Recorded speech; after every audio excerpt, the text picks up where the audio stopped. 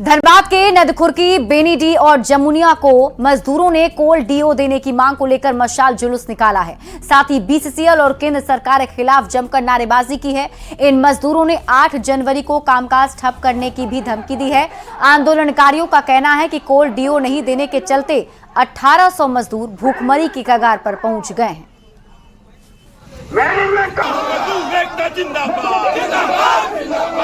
मजदूरों को काम देना होगा।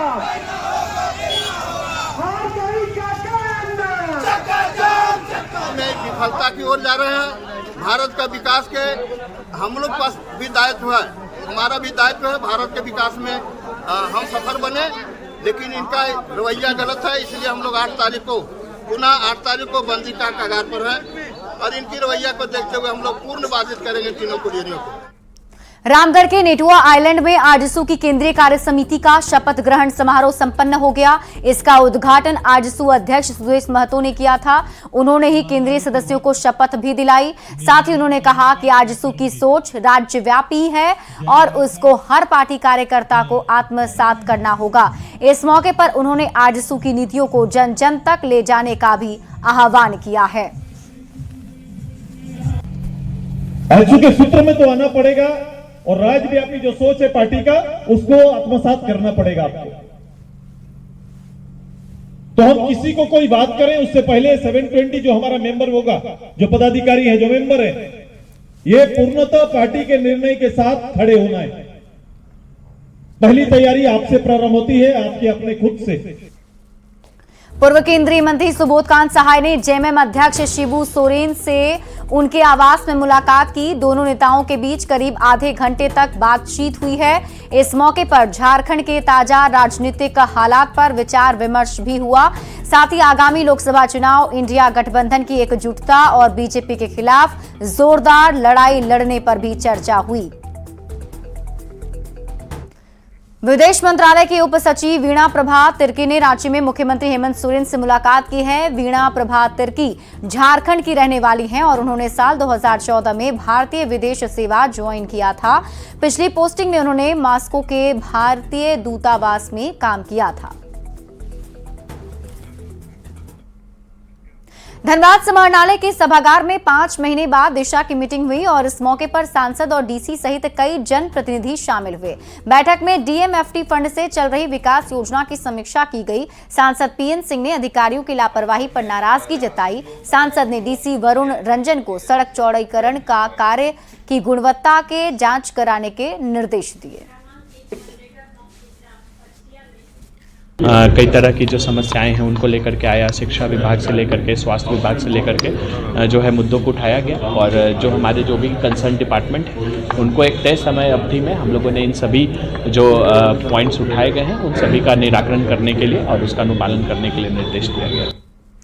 धनबाद में कोयला तस्करी के खिलाफ कार्रवाई तेज हो गई है तो दूसरी कोयला तस्करों पर कार्रवाई करने में लापरवाही बरतने वाले पुलिसकर्मियों पर भी एसएसपी ने कड़ी कार्रवाई शुरू कर दी है। साथ ही तेतुलमारी थाने को सस्पेंड कर दिया है, जबकि मैथन ओपी प्रभारी को लाइन क्लोज कर दिया गया है। यही नहीं, गोविंदपुर के एएसआई, बरवा अड्डा के एसआई, मैथन के एएसआई और कांस्टेबल को भी सस्पेंड कर दिया गया है। थाना अंतर्गत गंडुआ बस्ती स्थित छाताटांड़ में कुछ व्यक्तियों द्वारा अवैध कोयले का अवैध खनन एवं व्यापार किया जा रहा है। उक्त सत्यापन हेतु एक विशेष टीम के द्वारा सत्यापन करने पर उपरोक्त स्थल से अवैध कोयला एवं ट्रक बरामद किया गया, जिसके आरोप में पुलिस अवर निरीक्षक रोशन कुमार थाना प्रभारी तेतुलमारी को तत्काल प्रभाव से निलंबित करते हुए विभागीय कार्रवाई प्रारंभ की। रांची के बिरसा मुंडा एयरपोर्ट पर जर्मनी से आई महिला हॉकी टीम का परंपरागत स्वागत किया गया। इस मौके पर जर्मनी के खिलाड़ी ढोल और नगाड़े पर डांस करते नजर आए। वर्ल्ड हॉकी रैंकिंग के मुताबिक अब तक रांची आई टीमों में जर्मन की टीम को सबसे बेस्ट माना जा रहा है। जर्मनी की ये टीम रांची में शुरू हो रहे ओलंपिक क्वालिफायर मुकाबले में हिस्सा लेगी।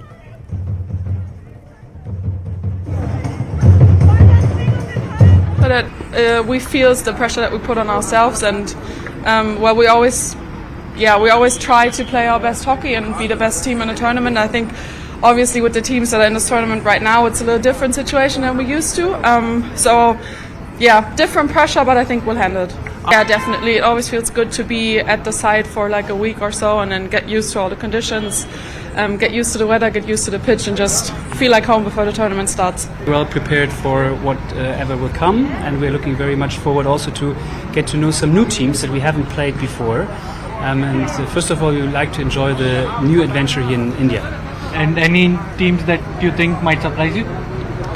Yeah, we've played Italy a couple of weeks ago. They have a very good shape. That's kind of be interesting how they will handle their group, which is a difficult group.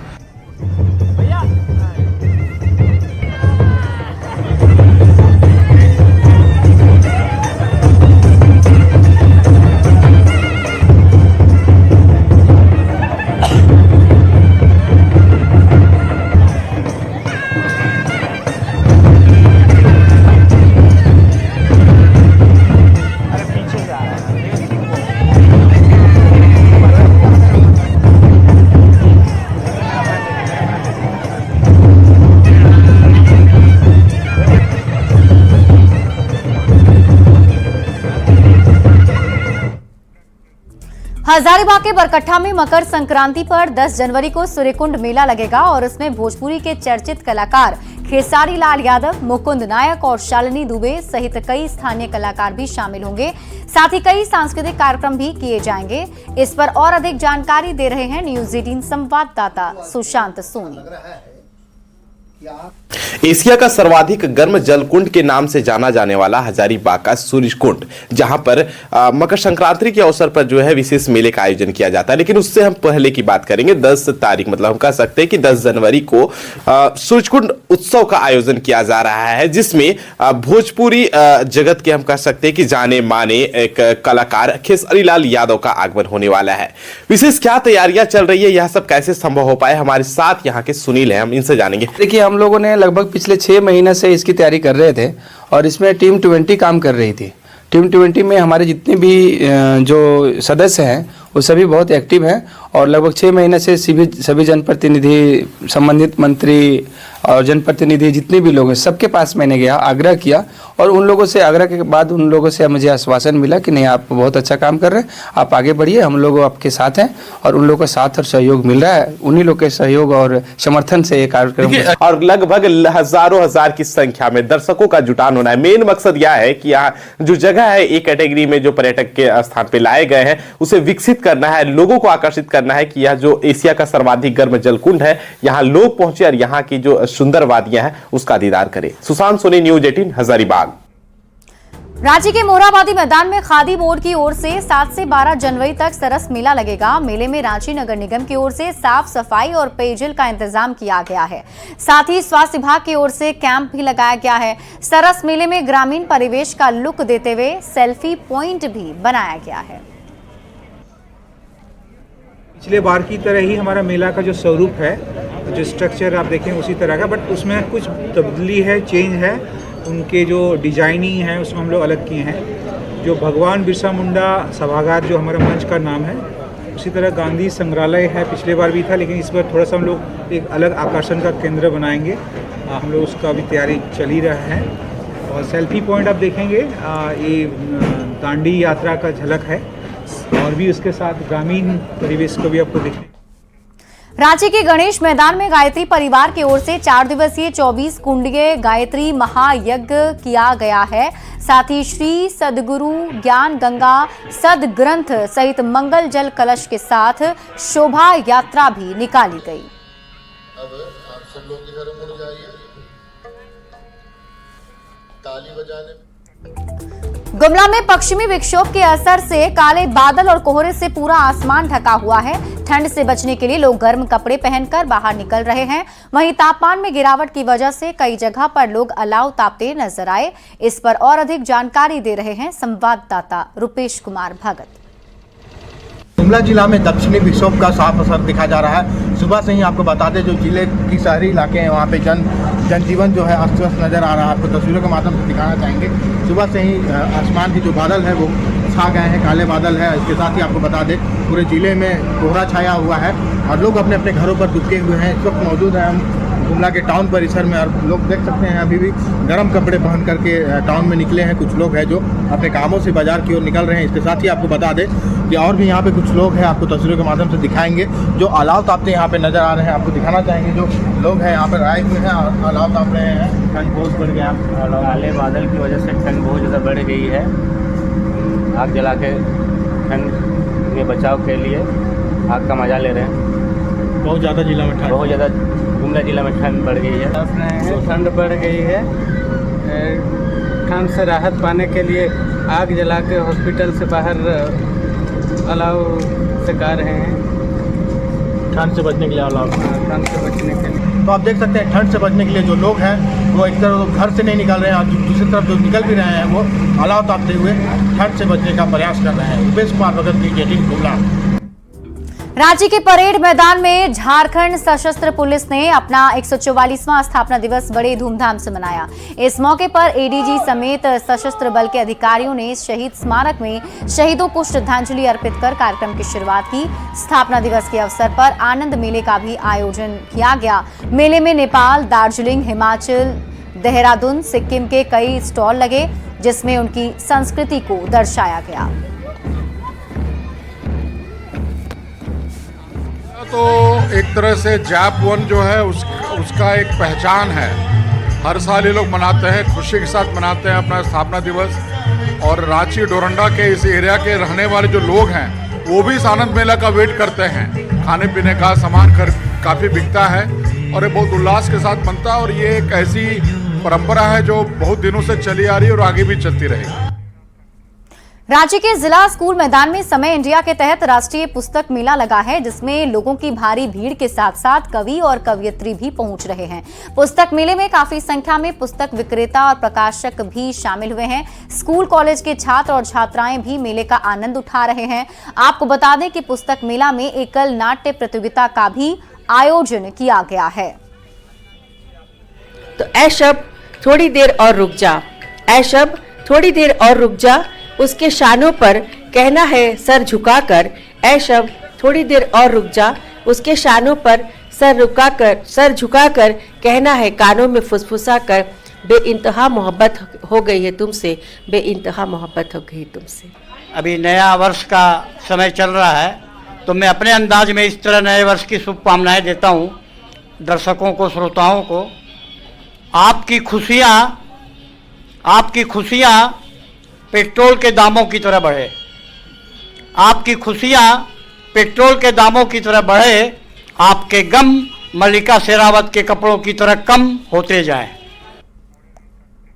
खबर चाईबासा से है जहां कई ऐसे गांव हैं जो आज तक मुख्य सड़क से नहीं जुड़ पाए हैं। सोनुआ प्रखंड मुख्यालय से मात्र 6 से 7 किलोमीटर की दूरी पर स्थित बेहरा बिंदा गांव की भी यही स्थिति है। सड़क की समस्या के कारण इस गांव में कोई बीमार पड़े तो एम्बुलेंस नहीं पहुंच पाता है। ऐसी स्थिति में मरीज रास्ते में ही दम तोड़ देते हैं। पिछले दिनों एक ग्रामीण की मौत भी हो गई थी। मौके से और अधिक जानकारी दे रहे हैं न्यूज 18 संवाददाता रुपेश प्रधान। गांव जो है प्रखंड मुख्यालय से करीब 6-7 किलोमीटर की दूरी पर स्थित है, लेकिन ये गांव अब तक सड़क से नहीं जुड़ पाया है। आप ये जो सड़क देख रहे हैं ये रास्ता है पगडंडी जैसा है जिसमें बीच बीच में कहीं गड्ढे भी हैं। तो स्थिति ये है कि यहाँ अगर इस गांव में कोई बीमार पड़ जाए तो लोगों को वाहन से अस्पताल लेने में काफ़ी समस्या होती है। इस गाँव तक वाहन नहीं पहुँच पाता है। 2-3 किलोमीटर दूर में 15 या 2,000 रुपया रोड खराब होने के चलते लेने खोजते हैं। अगर 2-3 हज़ार रुपया अगर नहीं है जिसके बाद कोई दे भी नहीं पाते हैं तो ले नहीं पाते हैं। अच्छा। इसी कारण में अगले 2023 जुलाई में इसी कारण एक लेडीज़ मर गई हॉस्पिटल पहुंचते पहुंचते। इस बार अगर देने के बावजूद अगर नहीं बनेगा तो अगले बार विधानसभा वोट या लोकसभा चुनाव को हमारा गांव पब्लिक मिल के चुनाव को बहिष्कार करने की मांग करेंगे। से हम लोग बहुत बार रिक्वेस्ट करते हैं लेकिन नहीं हो रहा है। फिर भी हम लोग का ऐसे बूढ़ा बूढ़ी लोग इतना दिक्कत हो रहा है। पेंशन जो भी मिलता है, जो भी बुखार होता है, उसको यहाँ से ले जाने के लिए हम लोग को बहुत तकलीफ लगता है। कई बार आप लोगों को जैसे ढोकर भी कुछ देर दूर लेना पड़ता है। जी जरूर हम लोग ले लिए थे। कटिया से लेके हम लोग जाते थे। बरसात के दिनों में क्या स्थिति रहता है? बरसात के सीजन में हम लोग का गांव में बहुत परेशानी दिक्कत उठानी पड़ती है, काहे कि बूढ़ा बूढ़ी लोग जो बुखार तबीयत जो भी होता है, तो इसीलिए हम लोग जितना बार हम लोग दिए हैं लिख के वीडियो या कोई भी जितना वो पदाधिकारी लोग से रिक्वेस्ट किए अभी तक नहीं हुआ। इसीलिए हम लोग को कितना बार फिलहाल भी हम लोग पत्रकार ऐसे ही हम लोग बोल ये करके दिए हैं, तो पर भी नहीं हुआ। इस साल अगर होगा तो ठीक है, नहीं होगा तो अभी गणेश जी बोला है, इसी आधार से हम लोग कार्रवाई करेंगे। ग्रामीणों की नाराजगी इस बात को लेकर है कि कई बार मांग उठाने के बावजूद भी आज तक उनका गांव सड़क से नहीं जुड़ पाया है, और इसको लेकर उनकी नाराजगी ये है कि आगे जो अगर उनकी मांग पूरी नहीं होती है तो आगे जो लोकसभा और विधानसभा चुनाव है उसका बहिष्कार करने का भी वो निर्णय लेंगे। रुपेश प्रधान, न्यूज़ 18, चाईबासा। और लोहरदगा जिले में भी एक ऐसा गांव है जहां आज भी सड़क और पुल सहित मूलभूत सुविधाएं नहीं पहुंच सके हैं। लोहरदगा और लातेहार जिले की सीमा पर स्थित है सलगी पंचायत का चारा गादी गांव। परेशानी यह है कि गांव के बाहर जाना हो तो 3 नदी पार करनी पड़ती है और किसी में भी पुल नहीं है। जैसे रोड का है, पुल का है, शिक्षा का है, मकान का है, आज तक कुछ नहीं। न यहाँ प्रधानमंत्री आवास मिला, न इंदिरा आवास मिला। एगो हेमंत सरकार निकाले हैं अबुआ आवास, तो भी देखिए मिलता है कि नहीं मिलता है। हमको तो आस नहीं है को मिलेगा। लेके जाइए हमने अथी गोदी में लेके लेला रहा थी से है घरी आंगनबाड़ी 20 किलोमीटर पड़ा है, यहाँ कुछ सुविधा नहीं है। तो नदियों भरल रहे, नदियों 2 महीना में जाए ले नदिया रहा सलगी जाए ले उतना पैदल जाए पड़ा है, न रोड है न गाड़ी घोड़ा की व्यवस्था है। और अभी पदभार मैंने लिया ही है और कल ही मैंने वीडियोस की एक समीक्षात्मक बैठक बुलाई है जिसके अंदर इस मैटर को हम लोग डिस्कस करेंगे और आवश्यक दिशा निर्देश देंगे। और फिलहाल इस बुलेटिन में अभी के लिए बस इतना ही। आप देखते रहिए न्यूज़ 18 बिहार झारखंड।